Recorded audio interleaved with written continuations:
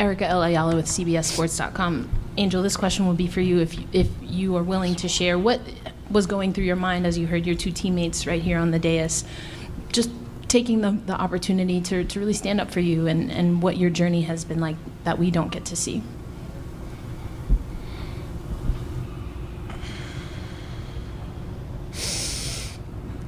I don't really get to stand up for myself.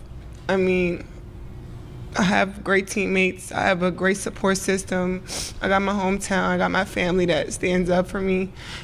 I don't really get to speak out on things just because I just try to ignore, and I just try to stand strong. Like, I've been through so much. I've seen so much. I've been attacked so many times.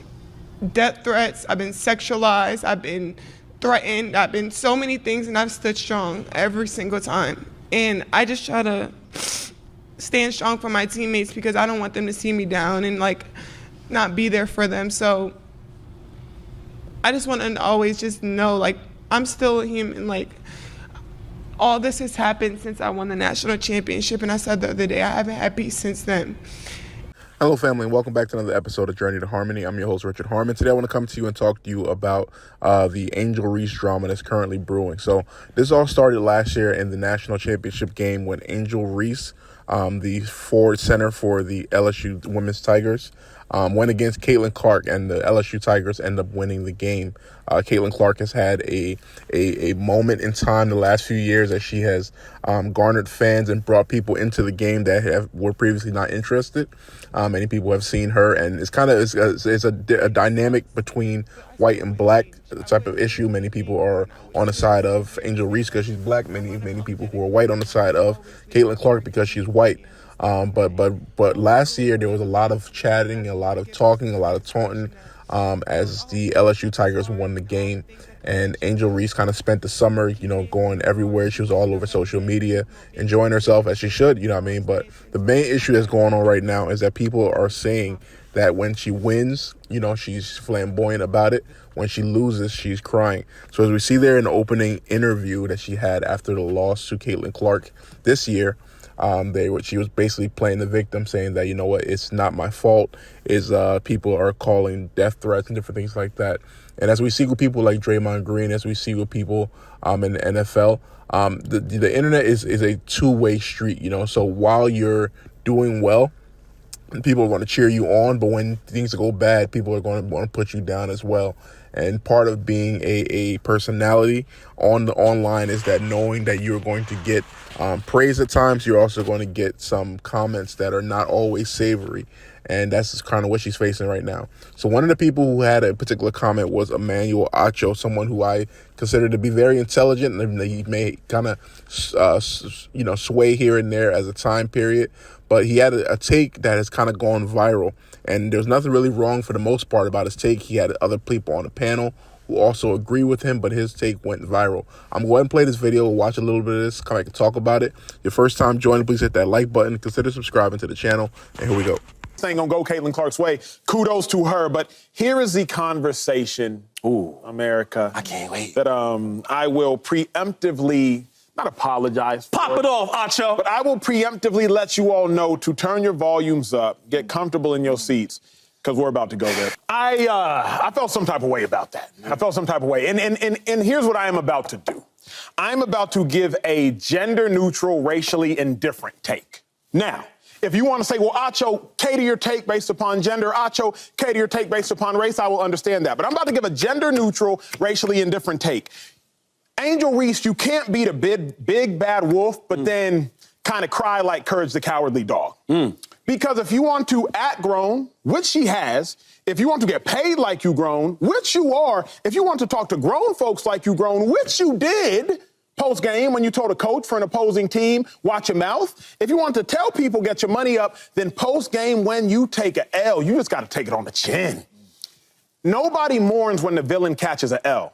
And Angel Reese, you have self-proclaimed to be the villain. Shout out to you, because you were the second best basketball player on the court, and it was not close.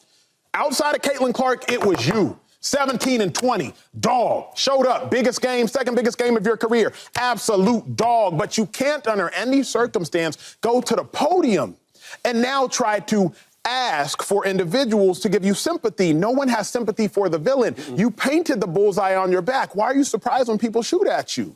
So if you want to act grown, if you want to pose grown, if you want to talk grown, if you want to talk to grown folks grown, then you got to take the L like you grown. Because what frustrated me is when you want to be the villain, but you want to hope for sympathy like a hero.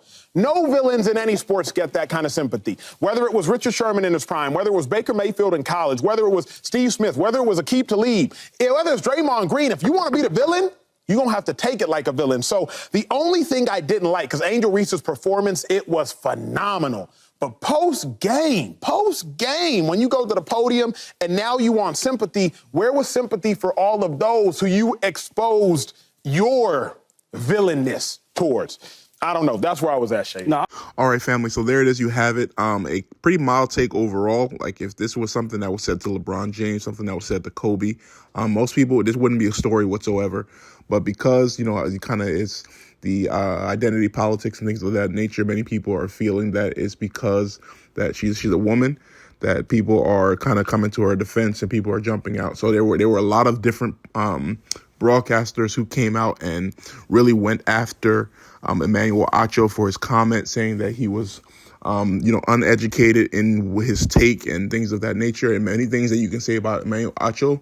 One of the things you can't say is that he's uneducated. He's a very, very bright gentleman. You may disagree with his stances sometimes, but he is sharp, he's well prepared, and he delivers his takes very well.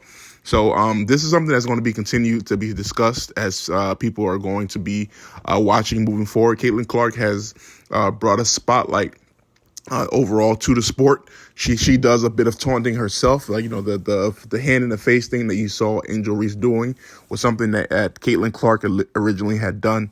But these two are going to be connected for a while as they enter the WNBA as they look to move forward. But there's a whole lot that is people are reviewing with this, and it's a lot to do with the different perspectives and things of that nature. But for the most part, I don't see anything wrong that Emmanuel Acho said. Angel Reese, if you're going to be someone who speaks and talks when you win, you have to be someone who takes the other person speaking and talking when you lose. So a moral to the story for those who are out there, those who have children, those who are in sports, you got to be able to take it the same way you give it. What are your thoughts? Please comment below. Like, share, and subscribe. Thank you so much for joining. Have a good day.